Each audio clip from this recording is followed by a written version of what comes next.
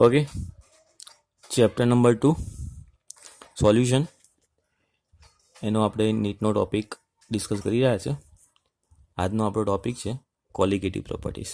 Okay, તો પહેલું સમજીએ કે કોલિગેટિવ પ્રોપર્ટી શું છે અને કઈ કઈ છે. તો કોલિગેટિવ પ્રોપર્ટીનો મતલબ કે એવી પ્રોપર્ટી જે ફક્ત નંબર ઓફ પાર્ટિકલ પર ડિપેન્ડ કરતી હોય, which depend on number of particles. In short, આપણે એવું પણ કહી શકીએ કે એવી પ્રોપર્ટી જે અમાઉન્ટ પર ડિપેન્ડ કરે છે, અમાઉન્ટ ઓફ સોલ્યુટ પર, અમાઉન્ટ ઓફ પાર્ટિકલ પર, એને કોલિગેટિવ પ્રોપર્ટીઝ કહેવાય. ઓકે, તો એવી property which depend only on the number of particles, જે નંબર ઓફ પાર્ટિકલ પર ડિપેન્ડ કરે છે પણ જે નેચર ઉપર ડિપેન્ડ નથી કરતી. Do not depend on the nature, do not depend on the nature of the solvent કે solute. Do not depend on the nature, જે નેચર ઉપર ડિપેન્ડ નથી કરતી એને પણ કોલિગેટિવ પ્રોપર્ટી કહેવાય. નેચર ઉપર ડિપેન્ડ નથી કરતી એનો મતલબ એવો થયો કે સોલ્યુટ ગમે તે હોઈ શકે. સપોઝ સુક્રોઝ હોઈ શકે, યુરિયા હોઈ શકે, ગ્લુકોઝ હોઈ શકે કે બીજું કોઈ પણ સોલ્યુટ હોઈ શકે. એ સોલ્યુટ કયું છે એના પર ડિપેન્ડ નથી કરતી, પણ સોલ્યુટની અમાઉન્ટ કેટલી છે, 1 મોલ લીધી છે, 2 મોલ લીધી છે, 3 મોલ લીધી છે, એના પર ડિપેન્ડ કરે છે. તો સોલ્યુટ ગમે તે હોઈ શકે. ફોર એક્ઝામ્પલ 1 મોલ ગ્લુકોઝ હોય અને 1 મોલ યુરિયા હોય, તો અહીંયા ગ્લુકોઝ અને યુરિયા બે અલગ અલગ છે એટલે એની પ્રોપર્ટી અલગ અલગ નહીં હોય. સપોઝ 1 મોલ ગ્લુકોઝ છે અને 1 મોલ યુરિયા છે તો એની પ્રોપર્ટી સેમ જ હશે. એટલે મતલબ કે નેચર ઉપર ડિપેન્ડ કરતી નથી, એ અમાઉન્ટ ઓફ પાર્ટિકલ પર ડિપેન્ડ કરે છે. પણ 1 મોલ ગ્લુકોઝ હોય 2 મોલ ગ્લુકોઝ હોય તો બંનેની પ્રોપર્ટી અલગ અલગ હશે, કારણ કે નંબર ઓફ પાર્ટિકલ અલગ અલગ હશે. મતલબ કે એવી પ્રોપર્ટી જે નેચર પર ડિપેન્ડ નથી કરતી પરંતુ અમાઉન્ટ ઓફ પાર્ટિકલ પર ડિપેન્ડ કરે છે, નંબર ઓફ પાર્ટિકલ પર ડિપેન્ડ કરે છે, એને આપણે કહીશું કોલિગેટિવ પ્રોપર્ટીઝ. તો કઈ કઈ કોલિગેટિવ પ્રોપર્ટી છે? તો ટોટલ 4 કોલિગેટિવ પ્રોપર્ટી છે જે ઓલરેડી તમને ખબર હશે. તો પહેલી કોલિગેટિવ પ્રોપર્ટી જે છે એ છે relative lowering of vapour pressure. Relative lowering of vapour pressure, પહેલી colligative property relative lowering of vapour pressure. Okay, એનો મતલબ કે સોલ્વન્ટ કરતાં સોલ્યુશનનું વેપર પ્રેશર ઓછું હોય. ઓલરેડી તમે બોર્ડમાં ભણી ગયા છો, બોર્ડના લેક્ચરમાં એની ફોર્મ્યુલા પણ ભણી ગયા છો. ફોર્મ્યુલા ખાલી તમને રિમાઇન્ડ કરાવી દઉં છું. તો એની ફોર્મ્યુલા છે P01 minus P1 અપન P01. Formula યાદ રાખવા માટે તમે મેં શીખવાડ્યું હતું પણ યાદ હોય તો WM MW 21 એવું મેં તમને શીખવાડ્યું હતું, જો યાદ હોય તો 21. તો આ ફોર્મ્યુલા બની ગઈ relative lowering of vapour pressure. જ્યાં P01 છે જ્યારે સોલ્વન્ટ પ્યોર ફોર્મમાં હોય ત્યારે એનું વેપર પ્રેશર, P1 છે સોલ્યુશનનું વેપર પ્રેશર, W2 અમે તમને ઓલરેડી પહેલાં પણ શીખવાડ્યું હતું કે 1 ને 2 શેના માટે યુઝ થાય. તો 1 યુઝ થાય છે સોલ્વન્ટ માટે અને 2 યુઝ થાય છે સોલ્યુટ માટે. આ મેં તમને ઓલરેડી પહેલાં પણ કહ્યું હતું. તો W2 છે એટલે મતલબ કે વેઇટ ઓફ સોલ્યુટ છે, દ્રાવ્યનું વજન, ગુજરાતી મીડિયમ. M1 છે મતલબ કે weight, molecular weight of solvent. M2 molecular weight of solute. અને અહીંયા છે W1 એટલે કે વેઇટ ઓફ સોલ્વન્ટ. તો આ ફોર્મ્યુલા છે relative lowering of vapour pressure. તો પહેલી કોલિગેટિવ પ્રોપર્ટી. બીજી કોલિગેટિવ પ્રોપર્ટી છે ઓસ્મોટિક પ્રેશર. તો સેકન્ડ નંબરની colligative property osmotic pressure. Osmotic pressure શું છે તો ઓલરેડી તમે ભણી ગયા છો, તો નીટના લેક્ચરમાં ડિસ્કસ નહીં કરીએ. ઓકે, ખાલી એની ફોર્મ્યુલા તમને યાદ કરી દઉં છું. ફોર્મ્યુલા છે ઓસ્મોટિક પ્રેશરનું pi is equal to WRT upon MV. જ્યાં પાઈ છે ઓસ્મોટિક પ્રેશર, W છે વેટ, R છે gas constant, T temperature, M molecular weight ને V વોલ્યુમ. ઓસ્મોટિક પ્રેશરની ફોર્મ્યુલા આ ફોર્મ્યુલા આ ફોર્મમાં પણ ભણ્યા છો. Pi is equal to CRT તો આ ફોર્મ્યુલા છે ઓસ્મોટિક પ્રેશરની. 3rd નંબરની ક્વોલિટેટિવ પ્રોપર્ટી છે elevation in boiling point. Elevation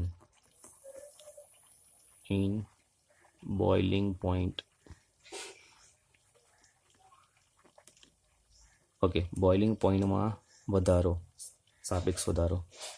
okay, elevation in boiling point શું છે ઓલરેડી ભણી ગયા છો. પ્યોર સોલ્વન્ટ કરતાં સોલ્યુશનનો બોઇલિંગ પોઈન્ટ વધે. એની ફોર્મ્યુલા છે delta TB is equal to KB into M. Delta TB એટલે change in boiling point, KB એટલે એનો કોન્સ્ટન્ટ, એમ એટલે મોલાલિટી. ઓકે, નેક્સ્ટ ફોર્મ્યુલા છે 4th નંબરની, એ છે depression in freezing point. Depression in freezing point. Okay, એની ફોર્મ્યુલા છે delta TF is equal to KF into M. Delta TF એટલે ચેન્જ ઇન ફ્રીઝિંગ પોઈન્ટ. તો સોલ્વન્ટ કરતાં સોલ્યુશનનો ફ્રીઝિંગ પોઈન્ટ ઓછો હોય, ડિપ્રેશન હોય. કેએફ છે કોન્સ્ટન્ટ, એમ છે મોલાલિટી. મોલાલિટીનો જો તમે ફોર્મ્યુલા મૂકો તો આ ફોર્મ્યુલા કંઈક આ ફોર્મમાં પણ લખાય, ઓલરેડી તમને ખબર છે. Delta TB is equal to KB into molality એટલે વેટ ઓફ સોલ્યુટ એટલે W2 upon molecular weight into weight of solvent એટલે W1 ઇન્ટુ 1000. તો આ ફોર્મ્યુલા આ રીતે પણ લખાય. એ રીતે delta TF is equal to KF into M વાળી ફોર્મ્યુલા લખ્યું હોય તો એને આ રીતે પણ લખી શકાય આપણાથી કે delta TF is equal to KF into M એટલે વેટ ઓફ સોલ્યુટ એટલે W2 into 1000 upon M2 into W1. તો આ ફોર્મ્યુલા આ રીતે પણ લખી શકાય. આ ફોર્મ્યુલા ખાલી મેં તમને રિમાઇન્ડ કરાવી છે. હવે 1 બાય 1 આ બધી ફોર્મ્યુલા પરથી આપણે ન્યુમેરિકલ સ્ટાર્ટ કરીશું. ઓકે, તો પહેલો ન્યુમેરિકલ આપણે જોઈએ. એ ન્યુમેરિકલ છે based on relative lowering of vapour pressure.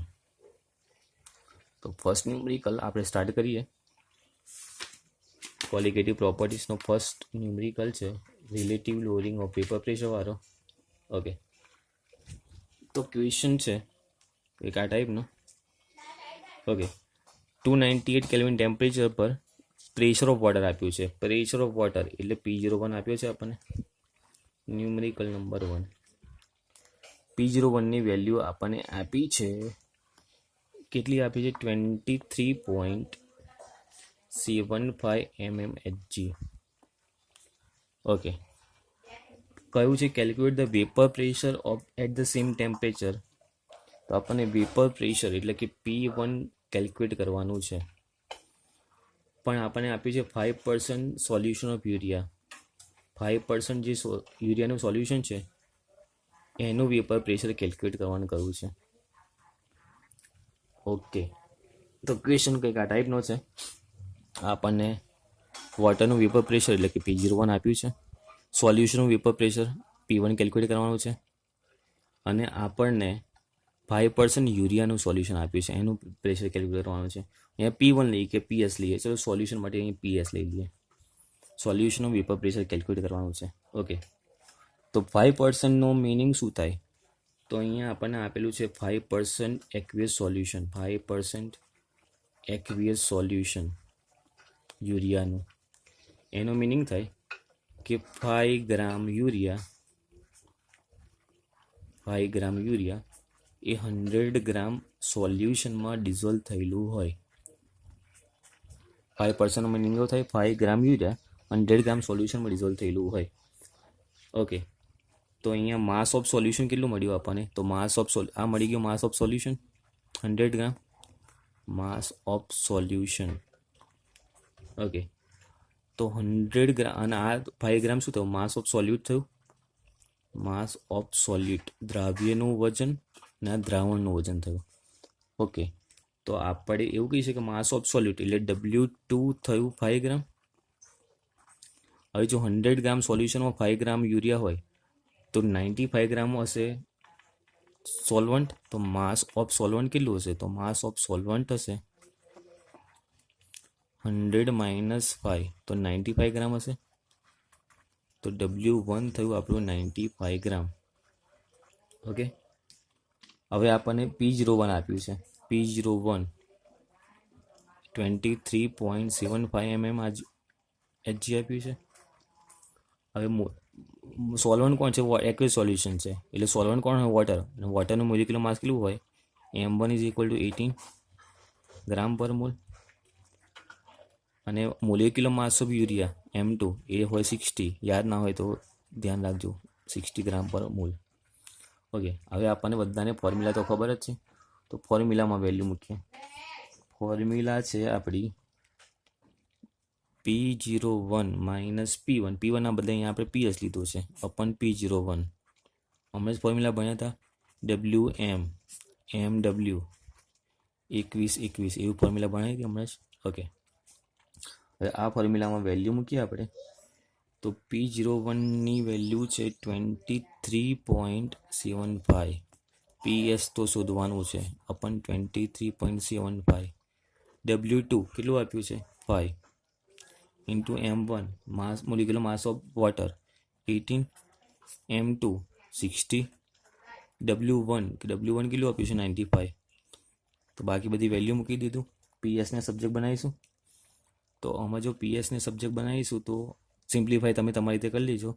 Final answer આપણો આવશે પ્રેશર ઓફ સોલ્યુશનનો એ હશે 23.375 mmHg. સિમ્પ્લિફાય કરતા તો તમને આવડશે. તો આ થયું પ્રેશર ઓફ સોલ્યુશન. ઓકે, તો આ રીતે relative lowering of vapour pressure numerical.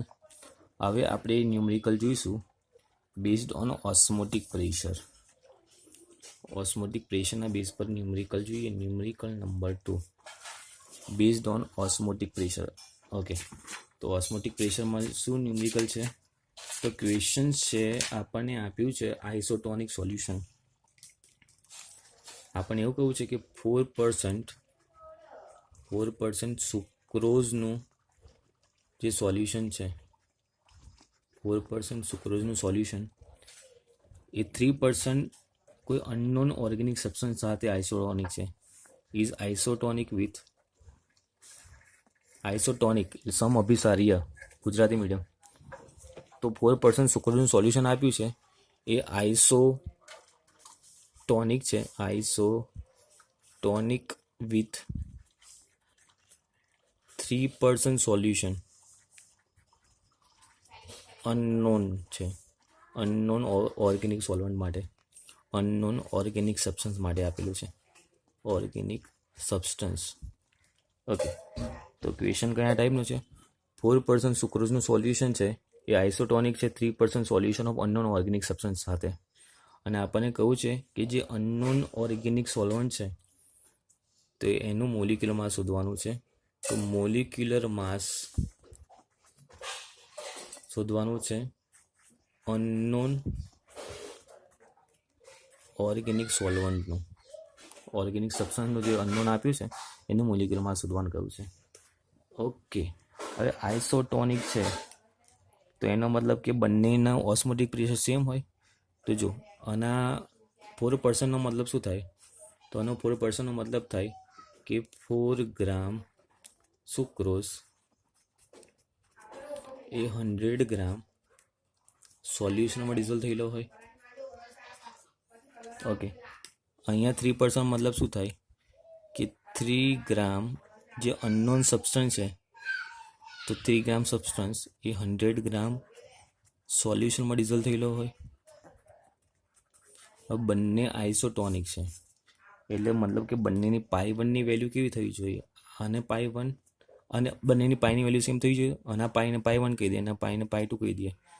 તો પાઈ1 = પાઈ2 થવું જોઈએ કારણ કે બંને આઇસોટોનિક છે. ઓકે, હવે ફોર્મ્યુલા મૂકીએ. તો ફોર્મ્યુલા છે પાઈની WRT અપન MV.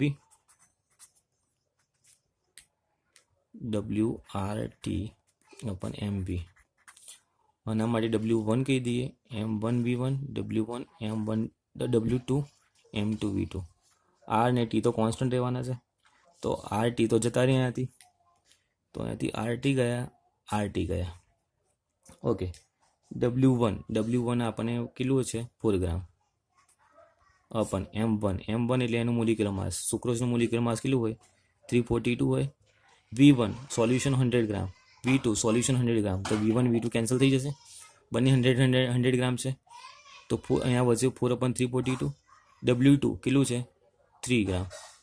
M2 તો એ તો શોધવાનું છે આપણે, ખબર પડી. તો બંને આઇસોટોનિક છે, તો બંને આઇસોટોનિક એટલે બંનેની પાઈની વેલ્યુ સેમ થાય. RT બંનેમાં સેમ છે તો કેન્સલ થઈ ગયા. વોલ્યુમ પર બંનેનું સેમ છે પણ કેન્સલ થઈ ગયું. અનુ વેટ મૂક્યું 4 ગ્રામ, સુક્રોઝનું મોલિક્યુલર માસ 342, અનુ વેટ 3 ગ્રામ, અનુ મોલિક્યુલર માસ એ તો શોધવાનું છે આપણે. હવે જો સિમ્પ્લિફાઈ કરીએ, એમને સબ્જેક્ટ બનાવીએ, તો અહીંયા M2 ઇઝ ઇક્વલ ટુ 3 × 342 અપન 4. તો જો સિમ્પ્લિફાઈ કરીએ તો M2નો આપણો આન્સર આવશે 256.5 ગ્રામ પર મોલ. તો આ થઈ ગયો આન્સર. અનનોન ઓર્ગેનિક સબસ્ટન્સ જે હતો, અનનોન ઓર્ગેનિક સબસ્ટન્સ એનો મોલિક્યુલર માસ આપણને મળી ગયું. ઓકે, તો આ ન્યુમેરિકલ થયો ઓસ્મોટિક પ્રેશર પર. હવે નેક્સ્ટ ન્યુમેરિકલ જોઈએ આપણે relative lowering of vapour pressure વાળો. Relative lowering of vapour pressure. Okay, numerical number 3 based on relative lowering of vapour pressure. તો આપણને ક્વેશ્ચન શું આપેલો છે? તો ક્વેશ્ચનમાં કહેલું છે calculate the boiling point of solution. સોલ્યુશનનો બોઇલિંગ પોઈન્ટ કેલ્ક્યુલેટ કરવાનો છે. Calculate the boiling point of solution. સોલ્યુશનનો બોઇલિંગ પોઈન્ટ કેલ્ક્યુલેટ કરવાનો છે. એના માટે આપણને બીજું શું આપ્યું છે? આપણને આપ્યું છે 25 ગ્રામ of urea is dissolve in 500 gram of chloroform. 25 gram urea is dissolved in 500 gram of chloroform. Chloroform એટલે CaCl3. ને boiling point of pure chloroform આપણને આપ્યો છે. Boiling point of pure chloroform એટલે પ્યોર ક્લોરોફોર્મ એટલે T0B થયો એનો, એ આપણને આપ્યો છે 61.2 ડિગ્રી સેલ્સિયસ. અને Kbની વેલ્યુ આપણને આપી છે 3.63 કેલ્વિન પર મોલર. તો આ ટાઈપનો ક્વેશ્ચન છે અને આપણે કેલ્ક્યુલેટ કરવાનું છે boiling point of solution. Okay, તો પહેલું ફોર્મ્યુલા આપણને બધાને ખબર છે.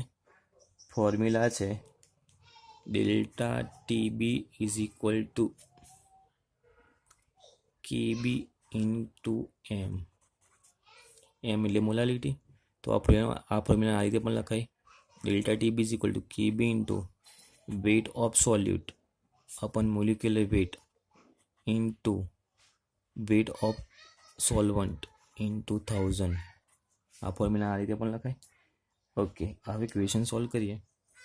ડેલ્ટા ટીબી આપણે શોધવાનું શું છે? T0B.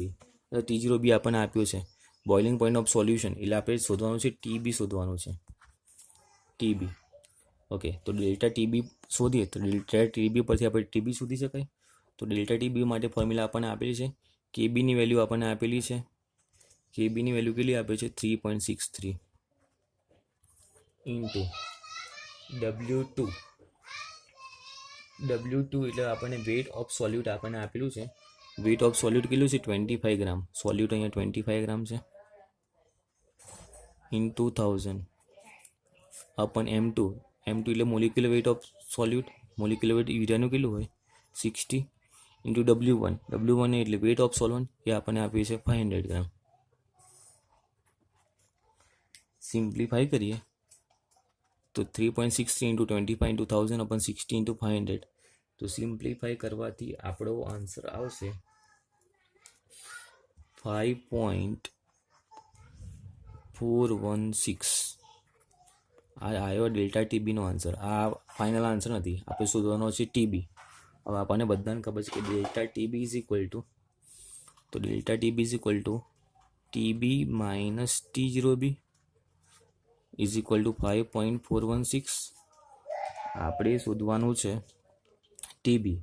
તો TB is equal to 5.416 plus T0B, તો 5.416